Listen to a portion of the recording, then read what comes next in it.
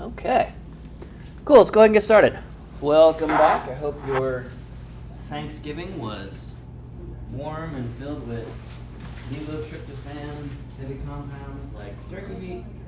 If you're a meat eater, if you're not, hopefully you had delicious seitan or bean curd, whatever. We are wrapping up our semester, and we've been talking for the last couple weeks before Thanksgiving break, kind of on, the history up until the modern and postmodern era, sort of second half of the 1900s into today, so kind of the last 75 years or so. And we had gotten to the point of talking about where do we stand more or less today with not just conditions of the physical resources of the planet, like stable garden climate or not, and physical forest resources and so forth, but also kind of the social trajectory of things. And so today we are going to spend our last sort of lecture-y, discussion-y class kind of wrapping things up, finishing off the state of things today, and looking at some near future trends as far as we can sort of reasonably confidently state what those are likely to be. And so I'm couching that in a whole bunch of conditional language, likely to be, and so forth, because we don't know exactly what the future is going to hold. And whatever we predict, it's not going to be exactly right. Now, it's not going to be 180 degrees off of what actually happens, right? We're making educated, informed forecasts of the future, just like climate models are long distance, long time range forecasts, and they're not exactly ever right. A model is a generalization, a simplification of reality, but it is also not completely wrong. So all models are wrong, some models are useful. So we kind of left off talking about climate, and this is an animated global average annual surface temperature anomaly or deviation from the pre-industrial average. So that would be like 1880 average climate. And this kind of explains in a visual graphic format kind of what we're facing. So this year, so far, we are on track to be the hottest year on record again. And so far we're 11 for 11 months of each individual month being hotter than all of the previous that month of history. So that's a big deal, and a little bit more of a reinforcement of what climate scientists, climatologists are saying is happening and what we are moving into. So currently we are tracking as a planet and as a species along the business as usual scenario for climate affecting or climate forcing emissions. And that is going to put us most likely over 2 degrees centigrade average climate deviation, which is a lot. Some scientists are linking that fairly strongly towards so-called disaster scenarios. So that's bad. Things like making it much harder to grow food reliably, stuff like that. So that's one thing that is happening. It's not all bad news, though. There are some positive movements in climate and so forth. So we're not just going to leave it at we're all screwed, so, puff, puff, pass until we die. Instead, right, this is incentive to get a lot of good work in forestry done. Right, so the message about climate always has to end in proactivity and forward-looking in a positive direction. There's a lot we can still do. All right.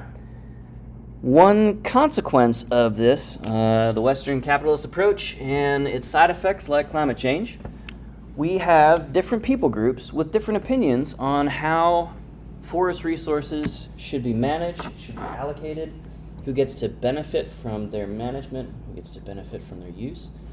And in the business, we call this conflict, or more specifically, we would call this indirect or social values conflict. It's not so much that we have forest users and foresters and land managers, etc., everybody like lining up face to face shouting at each other. It's more like who has the organization, who has the resources, who has essentially effective control over the decision-making processes to steer the benefits towards some people or towards other people. So in a recreation management area, this can look a lot like, say you have a national forest in your backyard, and we're in a high latitude, so a colder state, maybe northern New England, and folks who love snowmobiling want to make sure and see expanded the access for snowmobiles, across wintertime trails that are snowed over, maybe even groomed for use with snowcats and stuff like that, for snowmobile use. And so they organize and they mount either a management support campaign, so resourcing the foresters to help provide them awesome snowmobiling trails, or they can mount a hostile campaign and sue the Forest Service. So sue your employer if you're working for the Forest Service, let's say, and say, hey, you're supposed to be providing us a really nice set of snow machine trails. You need to do this. We're going to make the courts make you do it. Sometimes that happens. So for other people, other users of this national forest where snow machine enthusiasts are sort of trying to run the show, that could mean a little bit less access for them, or that they have to share more or accept kind of a lesser portion of the recreation resources on that forest, like those trails. So those trails would have to be closed, for example, to horseback rider use. And wintertime horse trail riding is lots of fun. It requires some specialized equipment and training for both the rider and the horse, but it's an absolute blast. In New England, in the northern states, in lots of places in Canada, we do a lot of wintertime logging over a snow-capped forest because the snow is both lubricant for skidding those heavy logs out, and horses do really well in light to moderate snow without damaging the forest floor whatsoever, right? So it's a really, really resource protective way to do certain kinds of logging. Now, that kind of logging is not compatible with snow machine use because snow machines are fast. Horses have to stop what they're doing and avoid panicking and try to figure out what that snow machine is, where it's coming from, does it mean me harm, and. So, horses as prey animals, they're not really compatible with something that moves, maybe even sounds a little bit or a lot like a predator species. So, social values conflict, to zoom back out from the specific hypothetical example, social values conflict is a thing, and at least in the United States, right, this is active and ongoing work in a lot of other places, but at least in the United States, we've pretty well set aside the areas that we're going to call national forests, right? There's not a lot of bickering back and forth over, are we going to set aside a big area around Centralia as Saluki National Forest North or something like that. That work has mostly been done in the last century. And so now the effort can tend to look a little bit like, how are we going to work out the resources that are pretty well fixed and finite at this point relative to an overall growing population, changing uses, like the advent of snow machines, which were not an issue 75 years ago, and so forth. Okay, so sometimes our work as foresters, because we are managing these forests for not just tree species, not just wildlife species, not just forest forbs, not just clean water and so forth, but we are managing it for human values, including recreation. Sometimes that means your work as a forester is either affected by or, and simultaneously, that your work is affecting conflicts over how that forest should be managed. All right, so this is a pretty lofty conceptual conversation so far, but all this to say, lots of people have opinions about how you should be doing your work as foresters, and it's okay, right? This is part of the public dialogue we have as, democratically elected officials, as professionals in forestry, either on the public or the private side, whatever, right? We have this national conversation and this local conversation and this regional conversation, right? Part of this is very much showing up in this debate, this effort mounted by some folks to turn Shawnee National Forest into a national park and climate reserve, right? So taking it from one whole ass branch of government, sticking it in another, or from one agency, into another. They're both in the executive branch of the government, Forest Service to National Park Service. And that's an ongoing conversation, right? It's one of the first of its kind. And so we're living right next to, we are recreating on, we are enjoying, we're hunting on lately, an area that is under active social values conflict. And it's a positive conflict. Nobody's trying to shoot at each other or sabotage each other, as has been the case in the past on the Shawnee.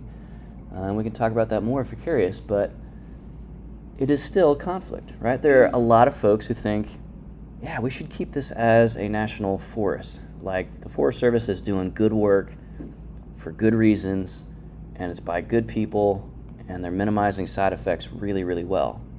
And there's a whole bunch of other people thinking, okay, we're not against the Forest Service. Well, some of them are actively against the Forest Service. But others are like, well, maybe that's an okay use of the forest, to use it in a conservation approach, but we think the highest and best use of what is currently Shawnee National Forest is to turn it into a climate preserve, manage it more towards old growth, manage it more towards carbon sequestration, and so forth, right? And so both sides have been enlisting the help of professors, researchers, scientists, senators, the general public, to try and have this debate in a way that works through the conflict of competing values for a fixed finite resource, the Shawnee National Forest. Sound good? All right. Anybody ever see this movie, The Other Guys? Thought it was decently funny at the time. Moving on. Another way in which conflict shows up is for recreation, but also just utility purposes. So Carbondale, Illinois is a relatively flat, relatively accessible, relatively bike-friendly place to commute back and forth via bike or Segway or any other sort of alternative modes of transportation. We are nowhere near places like Amsterdam, where a majority of people commute to work by bicycle, but this is a place where we see a lot of folks on bikes or in wheelchairs, a lot of people on skateboards or monowheels, or hoverboards, right? It works out pretty well. But we have some conflict sometimes when somebody in a vehicle feels like the road is for cars. And maybe they drive like a bicycle shouldn't be on the road. Now, inside the limits of Carbondale, a bicycle gets tickets exactly the same way and for the same reasons that a motor vehicle does. So if you see somebody riding their bicycle on a sidewalk in Carbondale, that is against local law. And you get the same ticket, or potentially could get the same ticket, as driving your car on the sidewalk. They're both considered motor vehicles. Whether or not you agree with that is totally up to you. But one conflict that can arise out of that sense of the bicyclists needing to be on the road and the cars needing to be on the road, so it is a competition of use for a finite, shared, limited resource. Okay? So sometimes the cyclists get really frustrated at the cars passing too close, right? So this is I believe, a road sign from the UK, United Kingdom. But the dynamic is the same here. And so it can be a direct on-site conflict of cars passing bicyclists way too close, or a perceived conflict from the car's perspective of cyclists rolling at 15 miles an hour on a 30 mile per hour street, and oh my gosh, I'm going to be late for work because of this dumb bicyclist, right? So there are lots of encounters whenever we have bikes and cars on the road together. So it is direct on-site conflict and social values conflict of everybody's trying to use the resources that we're all paying taxes towards fixing and maintaining and providing. B, trying to do it safely. Everybody's trying to get home to dinner, right? Whether or not that person agrees with your particular mode of transportation, we're all trying to get home for dinner. But there is this perceived divide or difference cognitively, psychologically, between one kind of user and another. We see the same thing all the time with at Cedar Lake. Anybody ever rode your mountain bike over at Cedar Lake? Awesome trails, right? Kind of rooty, toothy trails, but with a 29er mountain bike, you can roll over a lot of bumps pretty easily. It's lots of fun. But there's this same issue of sharing not the road but the trail versus horseback riders, who are also entirely valid at Cedar Lake, at least as of a while ago, last time I was riding those trails. And so mountain bikes and horses on the same trail at the same time leads to problems. So the direct on-site conflict, the safety risk for either party involved, can spill over into social values conflict, where maybe the horseback riders organize and they petition the land manager in charge of running those Cedar Lake trails, and they say, look, there is just no physical way we can make mountain bikes and horses safe together on the same trail at the same time. What are you going to do about that? So, assuming that a particular solution is needed, and then, either constructively or coercively pushing to get that perceived risk or danger of injury fixed. And so what can happen is stuff like on Monday, Wednesday, Friday, mountain bikers can use these trails. And Tuesday, Thursday, Saturday, horses can use the trails. And on Sundays, only pedestrians can use the trail. So we go down from 7 days a week access to 3, less than half of the days. It's safer, but the effective conditions are pretty different, right? So conflict is a thing. And as our world gets hotter, flatter, and more crowded, as I think Friedman once wrote, as we get hotter, flatter, and crowded, the world gets flatter with logistics and international shipping and stuff like that. We're all kind of jammed onto the same trails, into the same forest, and so forth, and that can lead to more conflict, which means we got to be more sophisticated about managing toward or around or away from those conflicts. All right, so that's a lot about the C-word conflict. Let's move on. Another near future trend is how you and I think about the natural world, the natural resources around us, as influenced or even directed by technology. Okay? So, LOL and LMAO are initialisms from the millennials generation, signifying laugh out loud, right? And if you're a millennial, you ended up replacing LOL and LMAO with emoji. I don't know what the Gen Z folks do now. Like, when you want to express mild amusement, what do you type to your friends? Open question. Do you guys use LOL or just like a thumbs up reaction on the thing or upvote? Like, what do the youth of today do to express, like, I didn't actually laugh, but I like breathed out through my nose, That's what LOL kind of came to signify eventually. What do you guys type? I use LOL. LOL. All right, so retro. Or the crying, laughing emoji or school emoji, like. All right. Sobbing emoji, you do, like the one just like crying. I feel like LMAO is more popular now than LOL. Okay. See that more Sounds good. So think about the amount of time as forestry majors, as people who are specifically training to be comfortable, functional, and professional in forested, wildland, green space environments. Think about how much time you spend on a typical day looking at trees, out among trees. How many hours would that be? Right now, just When I'm not studying for a test. no, factor in studying for tests. So many. How many hours actually out there looking at trees? Like a day. In a day, yeah.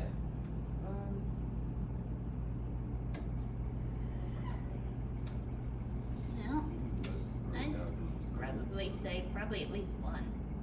At least one. Less now that it's cold, but more than zero. Okay. Now, how many hours a day are you looking at a screen? Yeah. Okay. So your brain, very occasionally, is getting fed a sense of nature and of human culture through a screen at least more than 0 seconds per day, right? What this means in the near future is that your brain, which has, depending on your theology, been designed over the past 4,000 to 6,000 years, or evolved over the last kind of 1 to 3 million, or 384,000 with the rise of modern humanity, modern Homo sapiens. It's experiencing social interaction, and it's experiencing the natural world around it through a screen for the first time in a majority way. So this trend started with my generation, the millennials, and is absolutely roaring forward since 2007 and the advent of the iPhone and the widespread deployment of cell phones since that time, right? So since your childhood, this is the first generation in history that is experiencing nature more through TikTok videos and reels and shorts and whatever else, right? The feed, than it is through your own meatware screen projector in your mind, your brain outside. So socially, this can lead to things like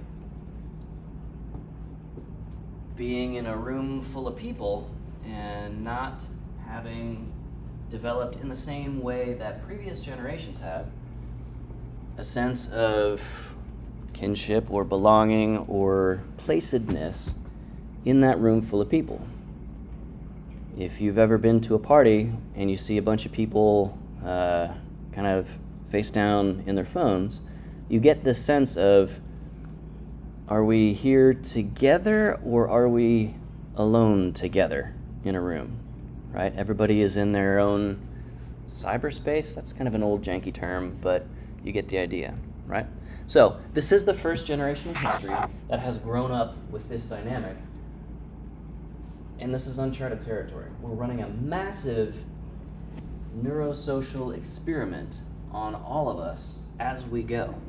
And it is being run by Twitter or X, Meta, Facebook, Alphabet Company, Google, right? They are running this on all of us, seeing how we can be activated as eyeballs and monetized. So, let's talk about some near future stuff. All right, moving forward from today, let's talk about a sense or understanding of nature that is more grounded in things like Game of Thrones than it is on the Shawnee. Think about everybody in Southern Illinois and how many hours of Game of Thrones before it went terrible in the last couple of seasons. And the new Lord of the Rings, Amazon Prime series. And the Lord of the Rings, that was, a movie trilogy back when you guys were little kids, or maybe, no, you guys were born by then, right? Yeah. It's 2001, 2002. Yeah, all right, cool. So, our sense of nature is computer generated. what this means in terms of your connection to the real world around you is not fully clear. But we do know from research that synthetic computer-created nature has powerful, effective, affective, meaning changing your state of well-being, effects on you and me and everybody else. For example, there was a military-funded study a decade or two ago on people who had been severely burned by improvised explosive devices, roadside bombs, truck bombs, stuff like that.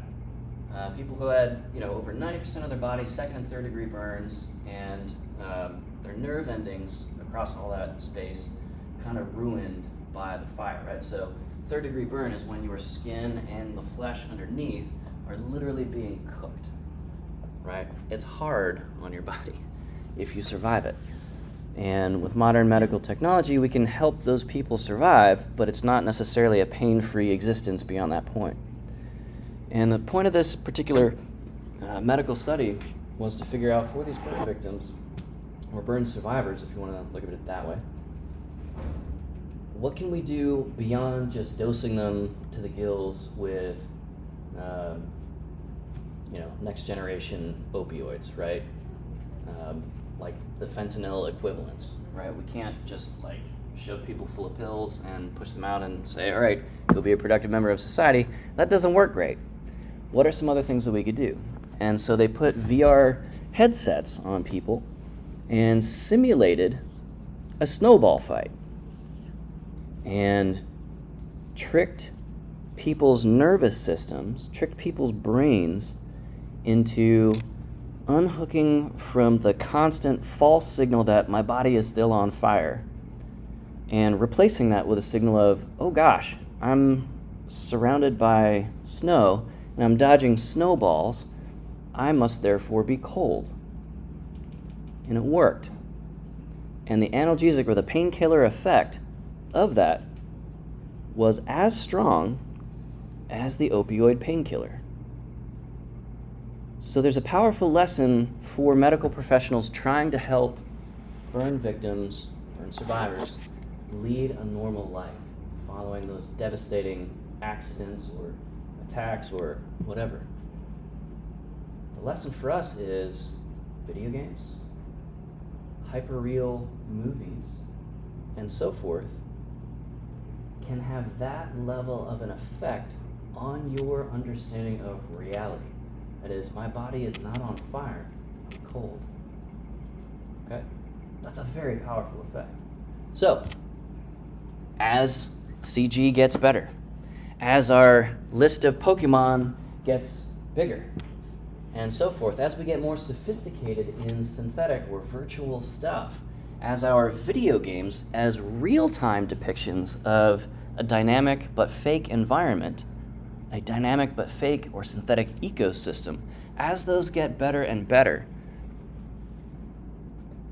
where does that bring us, these meatware creatures who are essentially electrical organs surrounded by protein? What does that do to us long term? What does that do to how we perceive real forests and natural environments? So, these are images of a sunset, all created by DALL-E.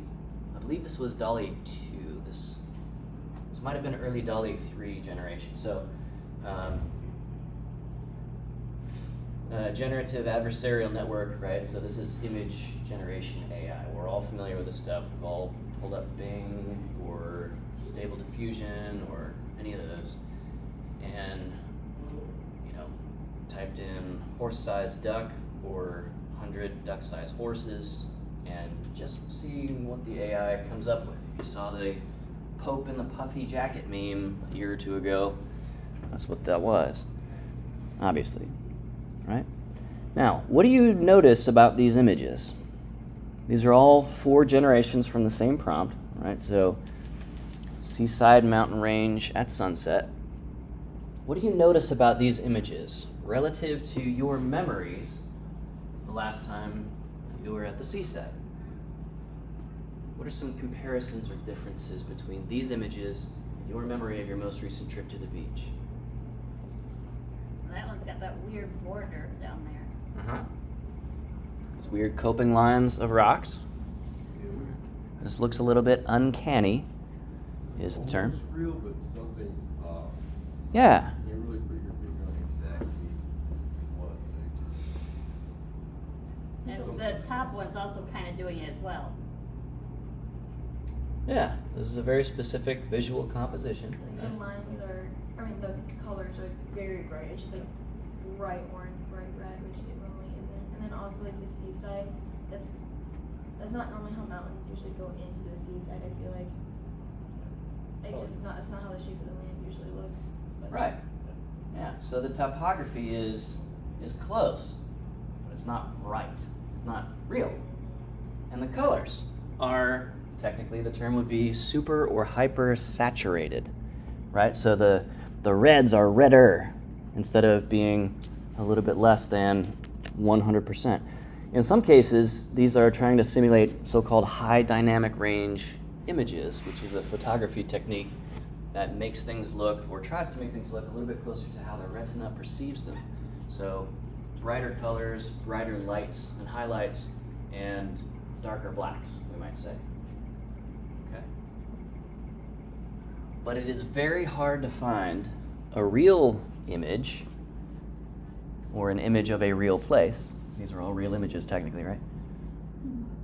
That is actually this saturated and has water ripples in 90-degree parallel directions next to each other, right? This is hyper-realism. It's oversaturated. This is brighter than, synthetically brighter than, computer-enhanced brighter than, or more vibrant colors, more intense colors, than what we can find in nature.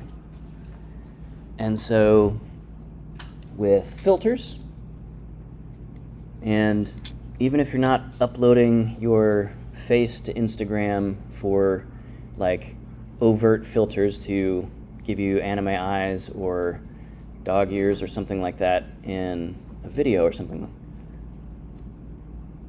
understand that your iPhone, your flagship Android device, when you take a photo, it's taking the raw image, as it's called, a .raw file format image, and running over 100 filters on it just to save that to your photo roll. It's already a synthesized image. It's already a heavily filtered image, over 100 different steps to get it from camera pixel sensor to photo roll. Question, comment, verbal abuse. It's like, have you ever tried to take a picture of the moon with your phone? Right. It's a thing, you can't actually take a real picture of the moon with your phone. It actually will overlay a picture on top of it. No kidding? Yes. I hadn't heard that. All right. So that's pretty wild, huh? So, what does this mean for us? This is all near future stuff. This is all stuff happening today, right? This image is a year or two old.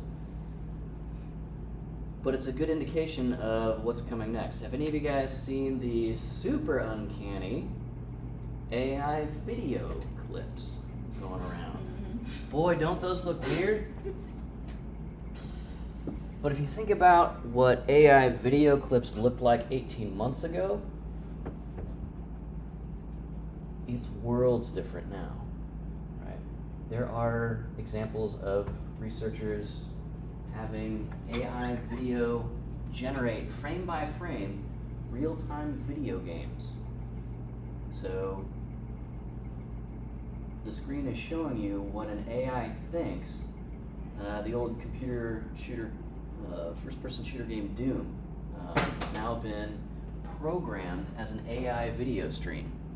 And you can control the character, and the longer you go, the more sort of AI and weird it looks and a little bit distorted. But it's not rendering a 3D scene saved out of memory and run into a real-time geometry. It is rendering what the computer AI, the generative model, thinks that frame should look like based on your history of inputs. It's crazy.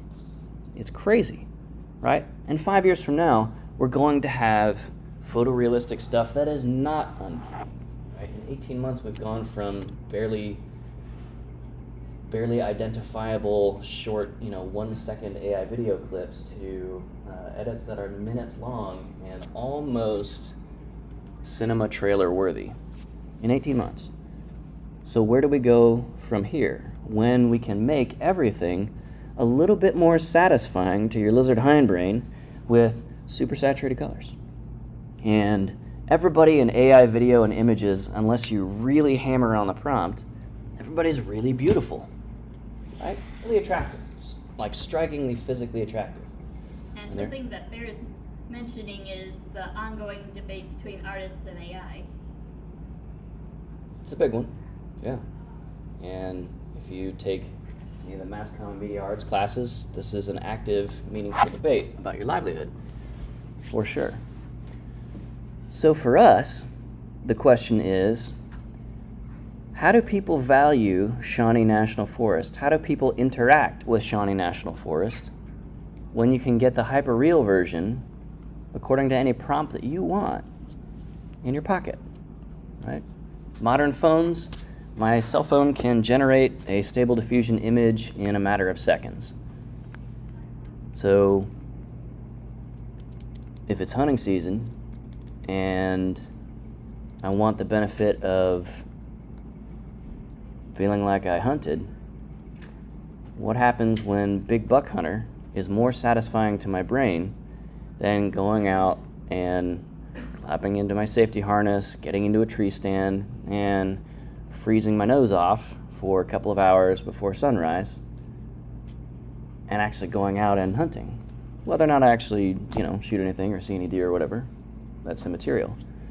But what happens when this is easier, cheaper, and more satisfying than the real thing? Because it's not just a all one way's bad, all one way's good, as you started out this class with. And sometimes some things are better just simulated than actually done in real life. Well, some might say that what we consider real life is a simulation.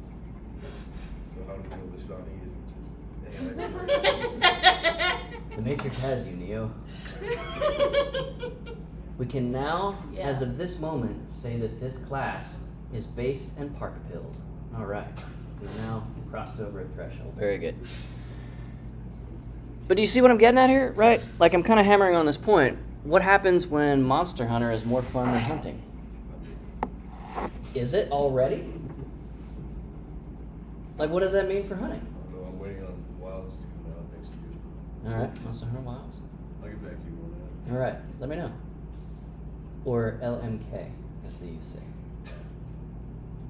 But open question, right? We're already there for some things. I enjoy a racing game more than I enjoy driving an actual car at 150 miles an hour. I don't enjoy that. I'm not into actual car racing. I don't feel safe doing that, right? I don't have the training, the equipment, the course, but I don't know, fire up Gran Turismo. I don't even know what racing, Project Gotham Racing was a nice one a long time ago, etc. Right? What do you think it means when our technology outstrips the satisfyingness of reality?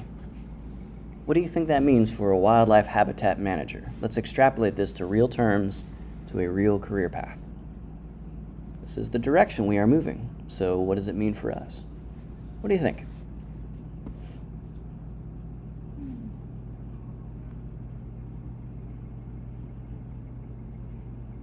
We're gonna lose visitors probably over time.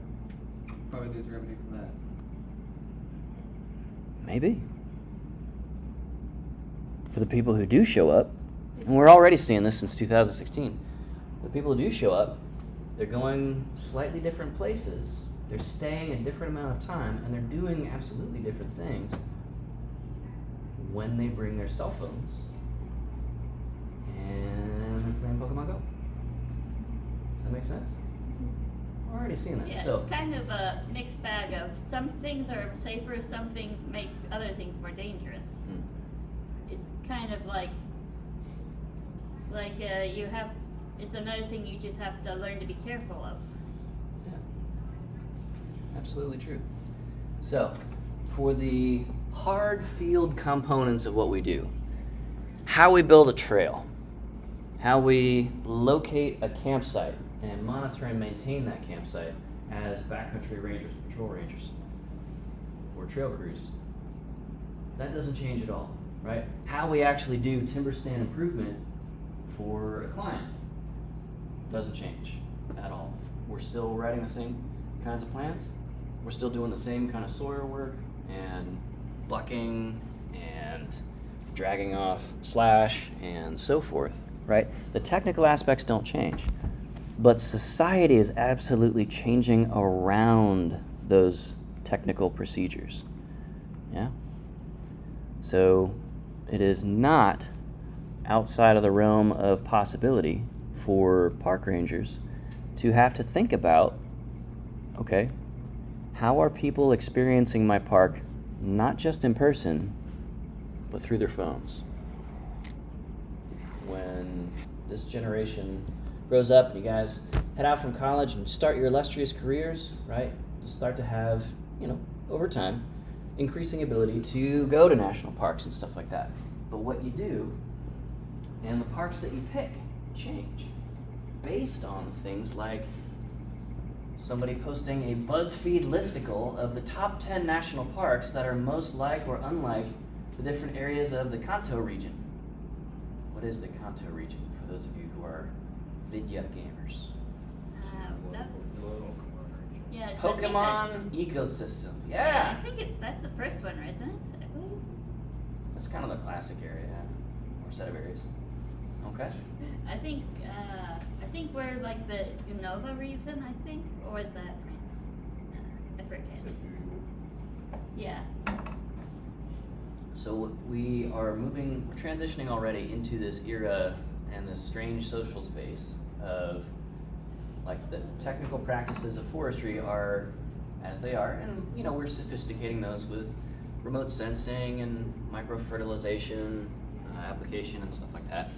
But society's changing real fast around it. So, do we have to have park rangers who are at least in passing familiar with, at least our interpretive rangers, in passing familiar with the primary video game franchises that have people out in wild spaces so that we can anticipate and connect with those people, because the Kanto region is literally that person's best understanding of the natural world around them. Does that make sense? Like, if the only language they know to speak is Pokemon, grass type versus water type, or I don't know, Shadow Dark, whatever, like all the different types of Pokemon. If that's how 1 billion people understand wildlife, and your job is to connect people with actual wildlife, then that's the vocabulary that you have to use, because that's the only vocabulary they have. So, things are changing, and this is a near future trend in terms of the human management of forest ecosystems. All right? Cool. So, that's as far as I'm willing to take our feature-based extrapolations, because humans are way harder to predict more than any short time interval outward versus something like white-tailed deer, right? We get white-tailed deer pretty well at this point. We got this. Humans, we change a lot faster, and we change for a lot more complex reasons than white-tailed deer do. So, that's as far as I'm willing to take our extrapolations and future looks beyond climate and social movements and conflict and technology. Let's end class 5 minutes early here. I'm gonna spend Thursday's class session with you guys answering your questions and filling in the gaps you have in your notes. Like if you missed a class session or if I didn't do a great job of explaining something, Thursday is our chance to kind of circle back and get together on that and sync up before our final exam, which is going to be Game of 5, a week from today. Exam week, coming fast. I'm around for questions now if you have them. I'm curious, like, how much of it's gonna be like history, and how much of it's gonna be like general concepts?